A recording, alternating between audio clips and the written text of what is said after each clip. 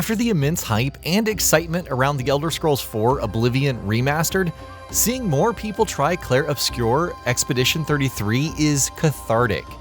Though there was concern about launching around the same time and on the same subscription service, it sold 1 million copies in just 3 days. That doesn't even include Game Pass players, which means the overall number who are aware of and possibly enjoying Sandfall Interactive's debut title is much higher. I see why you like throwing rocks. You've been quiet since you saw those people. It felt like they knew me. Like, actually knew me. Not only is it the highest rated game of the year per Metacritic, but various industry veterans have offered extensive praise. Several fans have called out Square Enix for its abandonment of turn-based combat in Final Fantasy, though still very prevalent in franchises like Dragon Quest, and how Clair Obscur proves that there are still fans of the same. After pouring some 40-odd hours into the game, ecstatically tackling the story and all of the side content, at times exclaiming incredulously, how much did they put into this, the positive reception is heartwarming. However, it's interesting to see the conversation shift to other topics like the development and potential influence on the industry. There's the collective bewilderment at how such a game is even possible. How could Sandfall Interactive, composed of 30 developers, create something so incredible? How could an independent studio's title, rival, and even surpass AAA developers in production values, storytelling, and more? When you compare what Expedition 33 offers next, it's easy to get annoyed at major publishers and their output. Of course, there have been further clarifications on how many people worked on the game based on the credits. Around 78 other developers from other studios, including HuWiz and QLock, have contributed in big ways. This doesn't include performance capture, the voice cast, English and French, or even the instrumentals for the soundtrack. Essentially, the core team comprises 30 developers, but they're not the only ones working on this game. Right away, it's important to note the contributions of these other developers in making such an incredible title.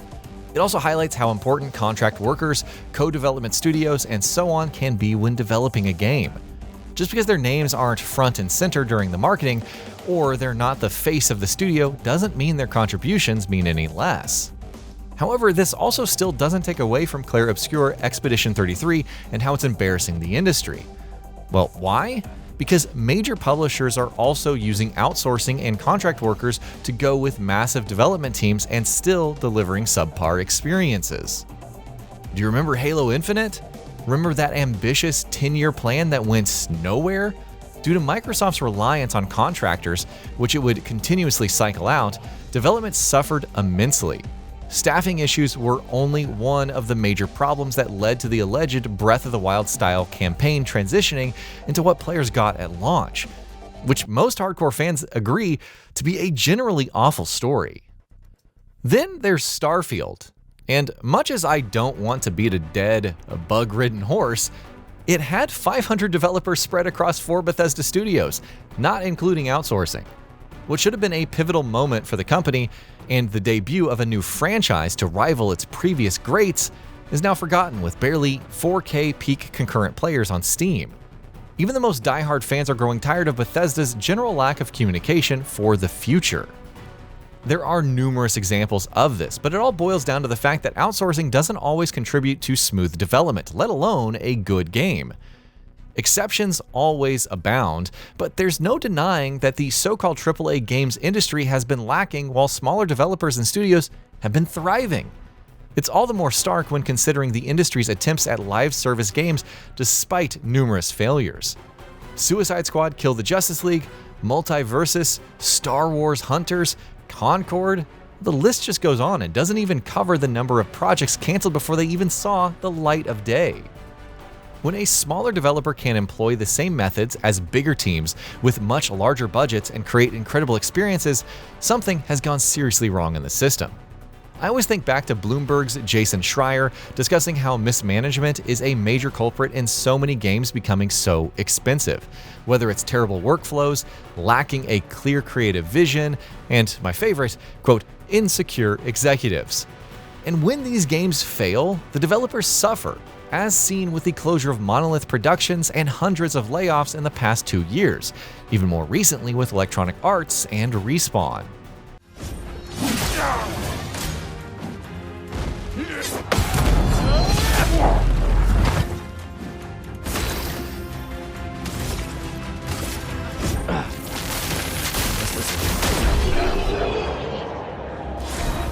If there's any silver lining to this, games like Clair Obscur Expedition 33 exist, especially when several developers are formerly from the house that Assassin's Creed built.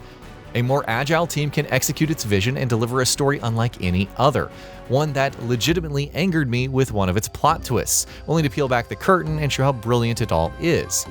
It's also a studio with incredible art direction, even as it started with just a handful of developers tinkering with Unreal Engine 5's assets, systems, and visual scripting. The team has delivered exceptional environments, enemies, bosses, and cinematic moments. There are obvious limits to the experience, whether it's the scale and overall exploration possible in some of the environments, which, as I noted in my review, becomes more complex and ingenious as you progress, or the lip syncing.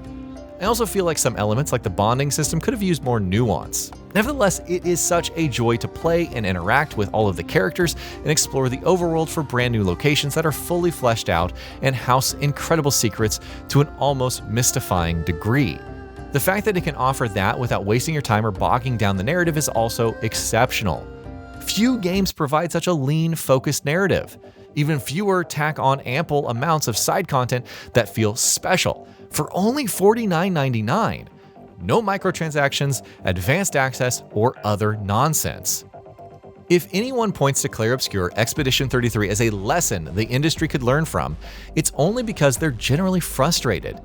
If such incredible games are possible without the ample amount of hangups that the industry is known for, that too at a reasonable price point, then what is the AAA industry even doing, besides appeasing shareholders? It's one thing to focus on graphics and to push the envelope of presentation, motion capture, and fidelity.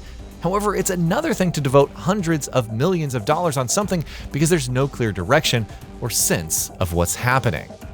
Silver linings though, because even if the bigger publishers fumble, games like Clair Obscur will still emerge and prove that creativity, cohesion, and fun gameplay are what matters most. And that'll be about it for this one. If you guys like what we're doing at Gaming Bolt, please consider subscribing to our channel, and I'll see you guys on the next video.